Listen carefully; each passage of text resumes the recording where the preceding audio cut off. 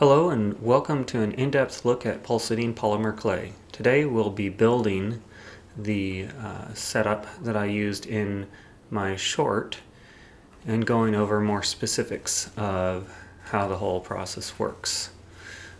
You can see pretty much most of what we'll need here today. We'll be building this with LV and MV components, but you can upgrade the tiers of each of these just so long as the electrolyzer, chemical reactor, and alloy smelter that are MV are one tier above whatever the other machines are going to be.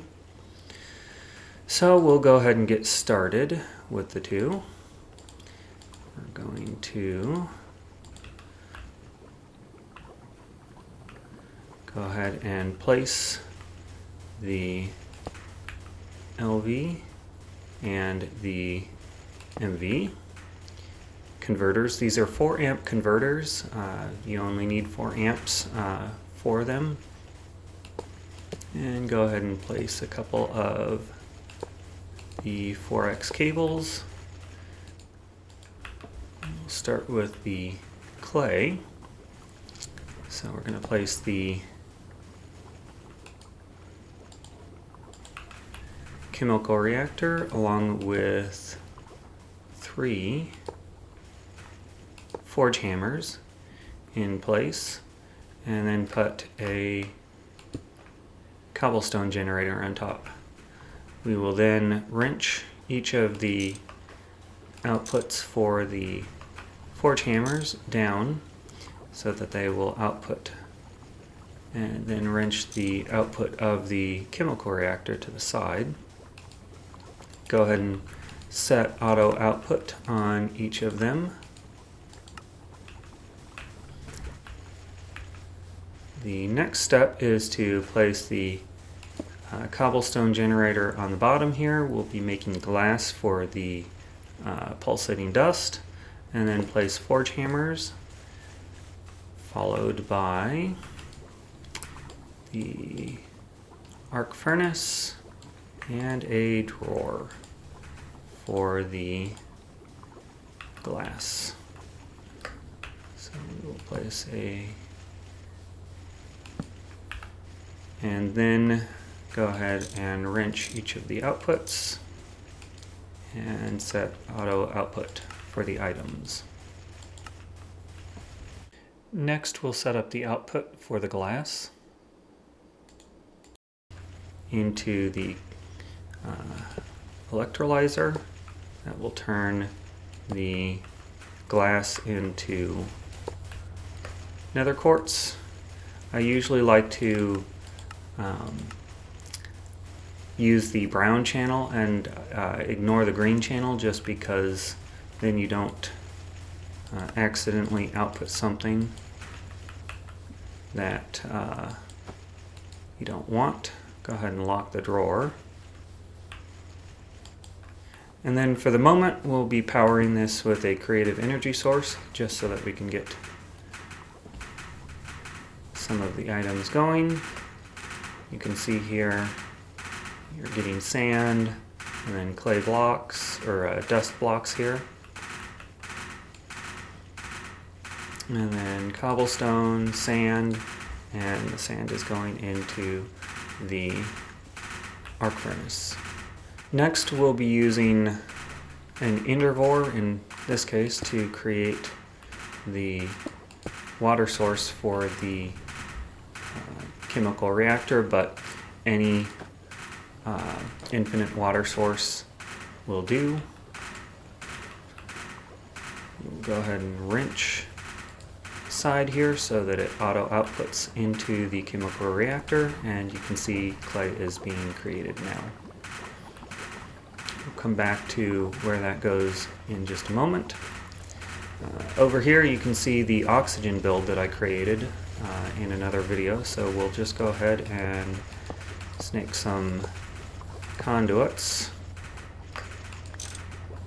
over to the arc furnace here.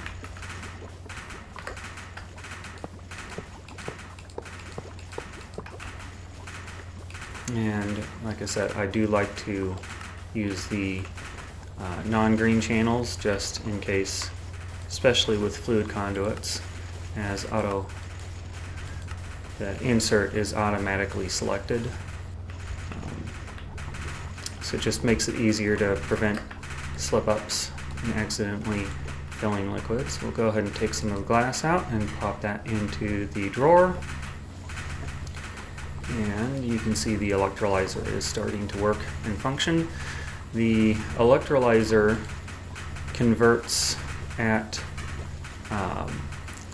it's 4 per 5 seconds at LV. At MV this would be 2.5 seconds. And then the glass in the arc furnace is 1 second for 2 glass. So in the 2.5 seconds you'll get about 4.5 glass out. So the arc furnace can make just slightly more than the MV electrolyzer can take. You could use 2 LV electrolyzers in place of the 1, but this setup just sort of worked a little bit better in my opinion and gave you a little bit of glass, spare glass to use. So next up we will add the 2 remaining LV machines here, the basic extractor here and the electric furnace. Next up we'll be taking the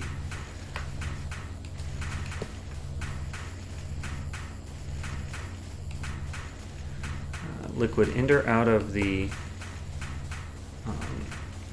basic extractor, and we will add that to the chemical reactor. We'll go ahead and wrench the electrolyzer output down and set auto output.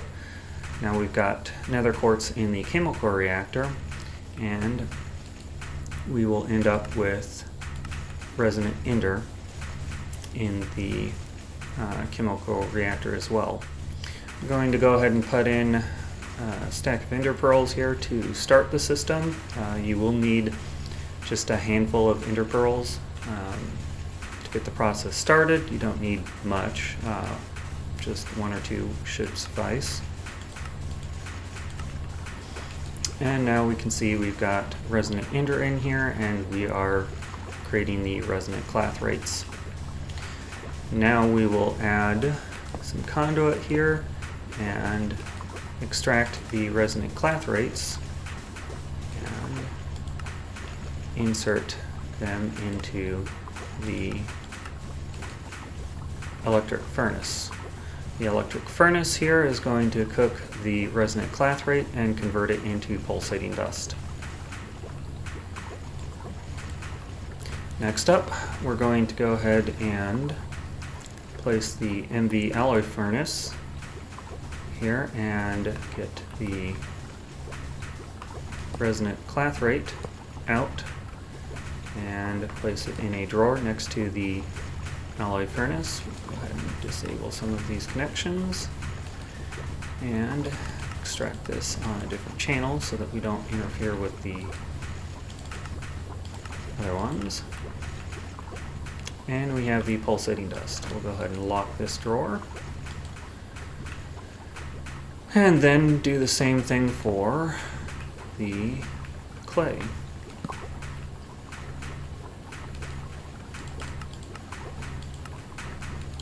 Extract. And now we have clay in here. We will go ahead and lock the drawer again. And then now to get the clay and resonant or pulsating dust into the alloy furnace, we will add 2 robot arms to each side. Use a screwdriver on there and place the item filter in there. And we will select keep exact on each of these, and then grab a couple of each item and we can place those in there. You can right click or left click to decrease the amount in there, and I believe you can hold shift to double the amount that's kept in the alloy furnace. We will hit change the mode to import, and now you should see the amount in there. We'll go ahead and add those back into the drawer, and it'll only keep 32 in the alloy furnace at a time. Go ahead and do the same thing with the clay. Put the clay back in there, and of course set the mode to import. Now you can see the clay is being imported, and we are getting pulsating polymer clay out of the alloy furnace. Now, you might be tempted to just go ahead and put a drawer right below, and that's not a terrible idea. In this case, we are going to put one right in front of it, and then place a cable conduit down in front or underneath the alloy furnace. We'll go and by the way, what I did just there is hold down shift and left click, and that brings up this conduit selection menu here. We'll select up to select the direction that the alloy furnace is. We'll change the channel, activate it, and then make sure you leave round robin off. And then we can just go back around here. We'll select the channel for brown and select insert. And then again, lock the drawer. And in this case, to get the ender pearls, we need to generate that via a deep mob evolution setup. So we will grab some drawers here. I'm going to grab a void upgrade. And then we will grab the simulation chambers and the loop fabricator along with an Enderman model. Next up, we will go ahead and place a drawer down, two drawers down next to each other. We'll go ahead and put the void upgrade in the second one, and then run conduit from the alloy furnace or smelter into the first drawer that we placed down. We'll go ahead and set that there, and we'll increase the priority just a bit. Select insert so that any output goes into this drawer first. Go ahead and lock it. The purpose here is that we want this loop with the Enderman model to be the priority. We want this system to function first and to not fail in case we overstress the anything else that we're using the pulsating polymer clay for. We want all of that to be extra, and we don't want this system to fail because we're pulling too much from the overflow output here.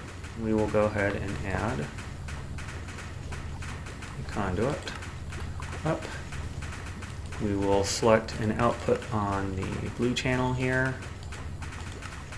and then insert on blue for the simulation chamber. Should now have items in there. We'll go ahead and add the basic Enderman model to it, and place down a block here next to the drawer, and then the loop fabrication chamber.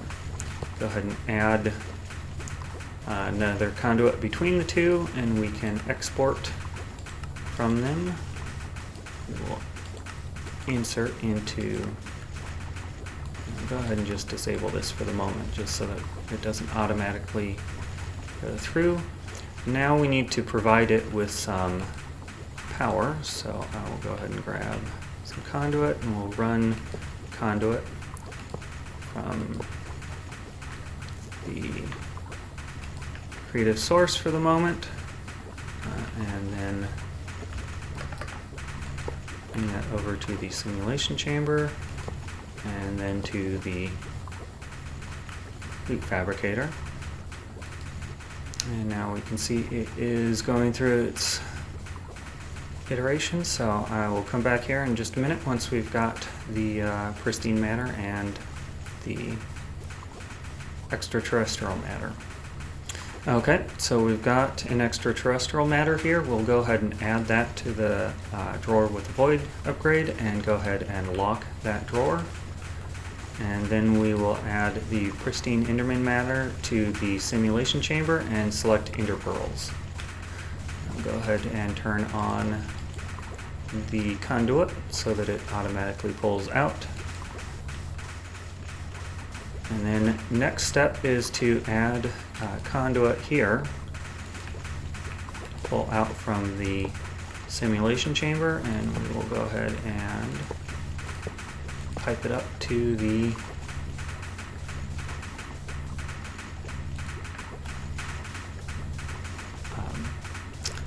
extractor here. We'll go ahead and insert, choose black this time for the channel, and we will extract on black over here. And as you can see, the ender pearls are going into the basic extractor, and everything should be working here. One thing that you can do to help further foolproof the system is to add in filters into the conduits. For now, we're just using separate channels and ensuring that our conduits don't connect up to other portions of it, so that we don't have things flowing into various items that are machines that we don't want. So the system is going to be kind of slow at the moment just because the Enderman model is basic, but once it gets up to the self-aware tier, it should be able to handle several different simulation chambers. The outputs of the alloy furnace and the like should be able to keep up several of them. This all can fit into a 5x5 chunk here and should be easy enough to tile out to other areas if you want to.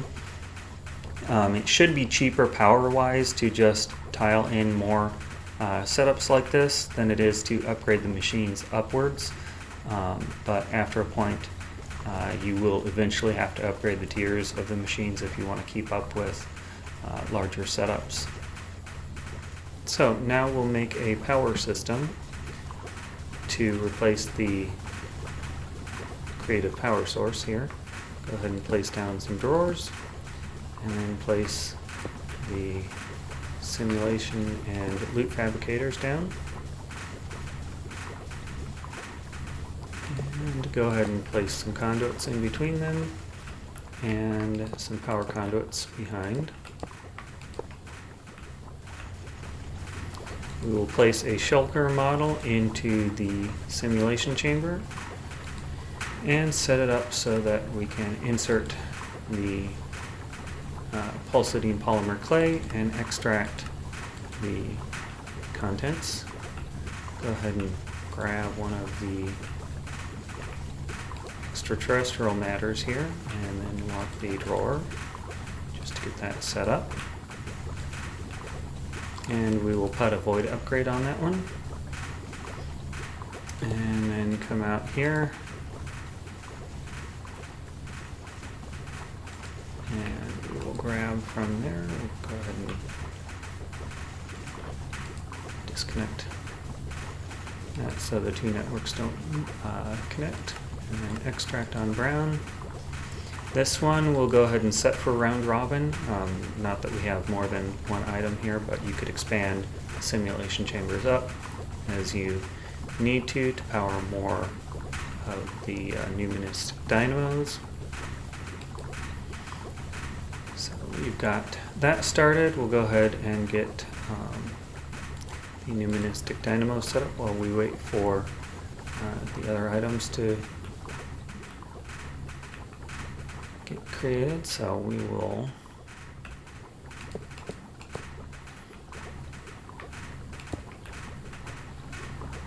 set that up here, and we'll go ahead and pull the conduit along and just get it prepped and ready. Go ahead and lay out some item conduit and set an insert. Go ahead and just insert on black here. And this Numistic dynamo is set up with a lapidary calibration augment as well as fuel catalyzers, and I've upgraded it to the reinforced level. So we will go ahead and set up here another drawer and pull from that and set round robin so that it goes to all of the different ones here. The idea behind this particular drawer, and we'll go ahead and set some storage upgrades, downgrade it to 1 stack and then upgrade it a couple stacks here. The idea behind this is that we can more evenly distribute the diamonds out that we'll be powering it with. You can have multiple rows here set up and a drawer on each row, just to keep things from stacking up a little too much. So we will be back once we get a pristine matter and can continue with the setup. Alright, so we have a pristine matter in here.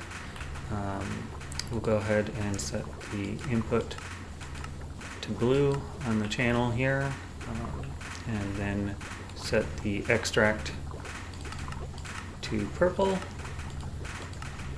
and then set the insert on the second drawer here to purple as well. Go ahead and select diamonds so that we can get some created, and then go ahead and lock the drawer. I did run conduit power conduit along to the existing power conduit just to get the system started as well. Now we will go ahead and set up some item conduit from the diamond drawer. Go ahead and extract on this one,